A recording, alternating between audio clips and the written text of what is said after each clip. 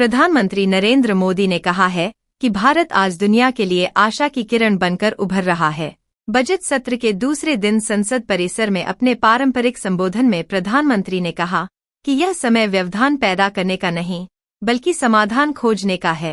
प्रधानमंत्री ने भारत और यूरोपीय संघ के बीच हुए मुक्त व्यापार समझौते को देश के लिए महत्वाकांक्षी करार देते हुए कहा कि भारतीय विनिर्माताओं को इस अवसर का पूरा लाभ उठाकर अपनी उत्पादन क्षमता और प्रतिस्पर्धा बढ़ानी चाहिए।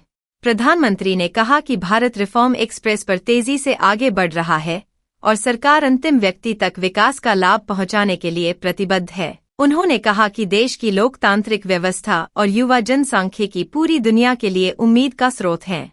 प्रधानमंत्री ने कहा कि वर्ष की शुरुआत बेहद सकारात्मक रही है। 21वीं सदी के नए चतुर्थांश की शुरुआत में भारत यूरोपीय संघ के बीच हुआ यह मुक्त व्यापार समझौता युवाओं के उज्जवल भविष्य और देश की आगे बढ़ती दिशा को दर्शाता है।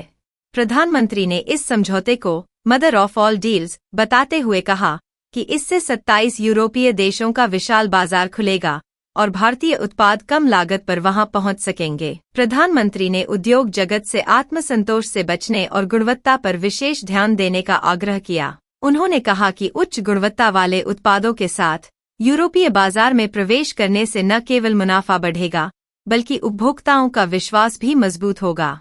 प्रधानमंत्री ने यह भी कहा कि वित्त मंत्री निर्मला सीतारमण रविवार को लगातार 9वां केंद्रीय बजट पेश करने जा रही हैं और ऐसा करने वाली वह देश की एकमात्र महिला वित्त मंत्री होंगी। उन्होंने इसे भारत के संसदीय इतिहास का एक गर्वपूर्ण क्षण बताया। इसी बीच प्रधानमंत्री नरेंद्र मोदी ने पूर्व प्रधानमंत्री और जनता दल सेक्युलर के प्रमुख एच.डी. देवेगौड़ा से मुलाकात की। प्रधानमंत्री ने सोशल मीडिया प्लेटफॉर्म एक्स पर तस्वीर साझा करते हुए कहा कि दोनों नेताओं के बीच अहम मुद्दों पर सार्थक चर्चा हुई और भारत के विकास को लेकर देवेगौड़ा का उत्साह सराहनीय है।